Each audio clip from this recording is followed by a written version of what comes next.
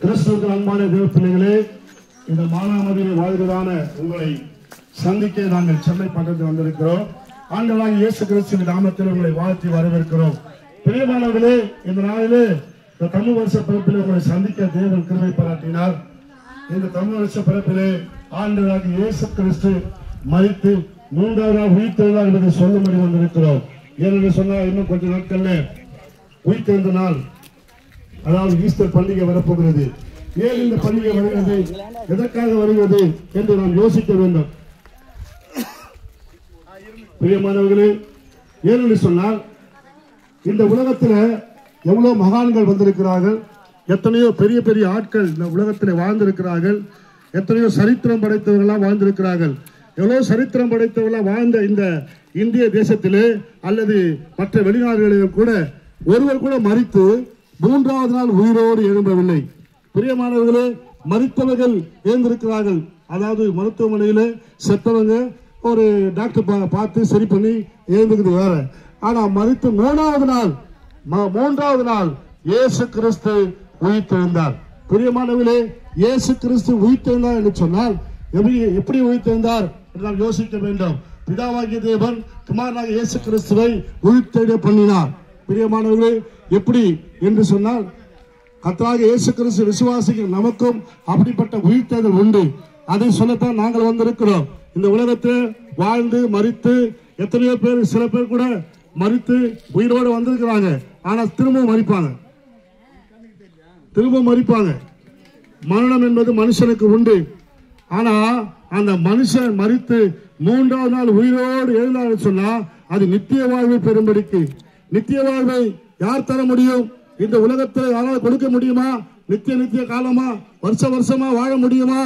எல்லா மனுஷனுக்கும் வயது சொல்லப்பட்டிருக்கிறது. வேதத்தில் சொல்லப்பட்டு 70 பலத்தின் மிகுதினாலே 80 என்று சொல்லப்பட்டிருக்கிறது. ஆகவே நம்ம ஆபிரகாம் என்று சொல்ல ஒரு மனுஷன் 120 வருஷம் வாழ்ந்தானா பாருங்க. அதிலும் 967 வருஷம் வாழ்ந்த மனுஷன் இருக்கிறான் பழைய ஏற்பாடு பார்க்கும் பொழுது. ஆகவே அவர்கள் வாழ்ந்த காலத்திலே ஆனாலும் அவர்கள் மரித்தார்கள், யாரும் உயிர்த்தெழவில்லை. ஆண்டவராகிய இயேசு கிறிஸ்து ஒருவரே உயிர்த்தெழுந்திருக்கிறார். பிரியமானவர்களே, எதற்காக சொல்லுகிறேன் என்று சொன்னால், நாம் மரணம் என்பது நமக்கு நிச்சயம் உண்டு. ஆவியை விடாதிருக்க மனுஷனுக்கு அதிகாரம் இல்லை என்று பிரசங்கி 8:8 சொல்றார். ஆகவே பிரியமானவர்களே, எல்லா மனுஷனும் மரிக்கிறான், எல்லா மனுஷனும் மரிக்க கூடும். ஆனால் அந்த மரணத்துக்கு பிற்பாடு இந்த மனுஷன் எங்க போக போறான்? ஐயா, நான் மரித்த பிறகு எங்க போவேன், நீங்கள் மரித்த பிறகு எங்க போவீர்கள்? நாம் எப்போது யோசித்திருக்கிறோமா? மரணத்துக்கு பிற்பாடு நாம் சொல்லுவோம் வீட்டு வாசல்ல, ஐயா இந்த மனுஷன் செத்துட்டார் ஐயா, இனி வரமாட்டாரு, பாருங்க இங்கதான் கடத்திருக்கிறாங்க, அவர் டெட் பாடி இருக்குது, நல்லதா இருந்தாரு, நல்லா பேசினா இருந்தாரு, இப்ப பேச முடியல, படுத்த படுக்கையாக கிடக்கிறாரு, இனி அவரால் எழுந்து முடியுமா? அப்ப இவர் உயிர் எங்க போச்சு? இவர் இவ்வளவு பேசிக் கொண்டிருந்தாரு, இவ்வளவு நடந்து கொண்டிருந்தாரு, இவ்வளவு வேலைக்கு போனாரு, இப்ப எங்க போனாரு? இவருடைய ஆவி எங்க போச்சு? ஆத்மா எங்க போச்சு? அதை குறித்து ஒரு மனுஷன் கூட கவலைப்படுறது கிடையாது. பிரியமான பிள்ளைகளே, ஆண்டவராகிய இயேசு கிறிஸ்து நமக்கு அதை சொல்லுகிறார். மனிதனுடைய ஆவி தேவன் தந்த இடத்துக்கு போகுமா?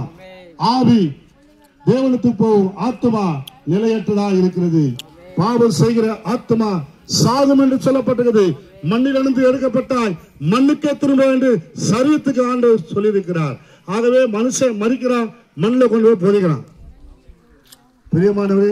பிரியமானவர்களே, ஆகவே இந்த மனுஷன், இந்த மண்ணில் போற மனுஷன் ஆடுற ஆட்டம் பார்த்தீங்கன்னா பயங்கரமா ஆடுறான் இல்லைங்களா? உங்களுக்கு தெரியும்.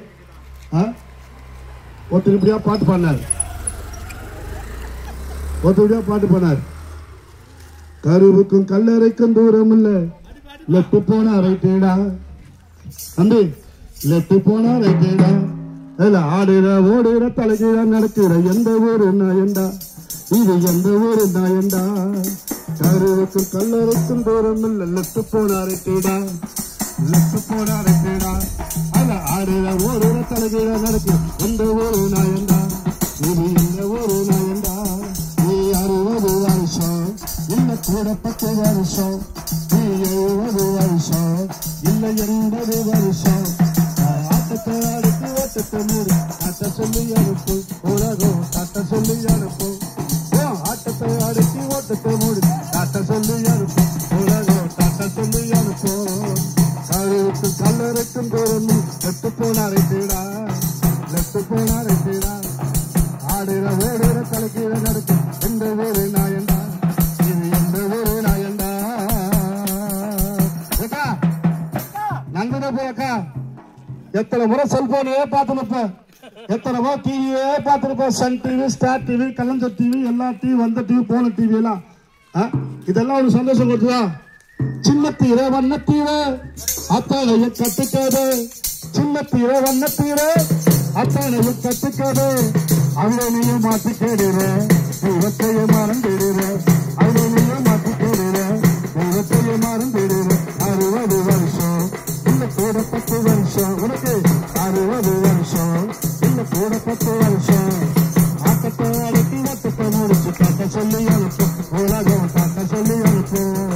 கருவுக்கு கல்லறைக்கும் பேரும் லெப்ட் போனாரை தேடா, லெப்ட் போனாரை தேடா, லெப்ட் போனாரை தேடா. ஒருத்தர் ஆடினே வந்தான். ஏய் நிறுத்து நிறுத்து நிறுத்து, நான் எங்க உள்ள வந்து கத்திரிக்கிறேன்னு பார்த்தா உள்ள சரக்கு இறங்கிட்டு. அவர் ஆடுற ஆட்டம் பாருங்க, காலு தரல நிற்க மாட்டேன், அப்படியே பரலுது. எங்க ஊர்ல ஒருத்தர் புளியாந்தோப்புல இருந்தார். அவர் லுங்கி தூக்கி வாயில சொல்லின்னு வருவார். உள்ள நாய் பூந்து ஃபுல்லா பிடிங்க எடுத்துச்சு. அப்படியே டாக்டர்கிட்ட போய் 10-15 ஊசிக்கு போட்டாங்க அவருக்கு, பாவம். அந்த ஆட்டம் ஆடி வந்தார் பாருங்க. தேவடைய பிள்ளைகளே, எதுக்கு சொல்றேன்னா, குடிச்சாக்கா என்ன பேசுறதுன்னு தெரியாது, என்ன நடக்கிறது தெரியாது. ஒருத்தர் 10 கிலோ நாய் வந்து நக்குது வாய, வாந்தி எடுத்துக்கிறான் பிள்ளைக்கு பிரியாணி சாப்பிட்டு. அது நாய்க்கு பிரியாணி வாசம் எது வாந்தி வாசம் தெரிய மாட்டேது. அப்படி படுத்துக்கிறான். அவனை போட்டு நாக்கு போட்டு நக்கின. பிரியமானவர்களே, ஆக மனுஷன் அப்படி வாழ்க்கை அப்படி இருக்குது. ஏன் தெரியுமா? பாவத்தின் சம்பளம் மரணம், கர்த்தராகிய இயேசு கிறிஸ்துவின் கிருபை வரமோ நித்திய ஜீவன் என்று சொல்லப்பட்டது. பிரியமானவர்களே, மனுஷன் சாராயத்தை நாடி நாடி நாடி நாடி தேடுறான், ஓடி ஓடி ஓடி போய் குடிக்கிறான். ஆமென். எத்தனை பேர் குடிச்சு குடிச்சு வாழ்க்கையை அடிச்சு கொள்றான். நான் அப்படிதான் இருந்தேன் பாருங்க. என் வாழ்க்கையில் அப்படிதான் இருந்தது. என் வாழ்க்கை, என் சரீரத்தை கெடுத்துக்கொண்டு, என் குடும்பத்தை கெடுத்துக்கொண்டு நானும் என்ன பாருங்க. ஒரு நாள் ஆண்டவராகிய இயேசு கிறிஸ்து என் வாழ்க்கையை மாற்றினார். உங்க வாழ்க்கையை ஒப்புடுத்தினாக்கா இன்னைக்கு இயேசு மாட்டுவாங்க. என்ன மாத்திக்கிறாரு பாருங்க. உங்க முன்னாடி எப்படி பயங்கரமா குடிச்சிட்டு கவுந்து வந்து நாங்களாம் இன்னைக்கு நிமிர்ந்து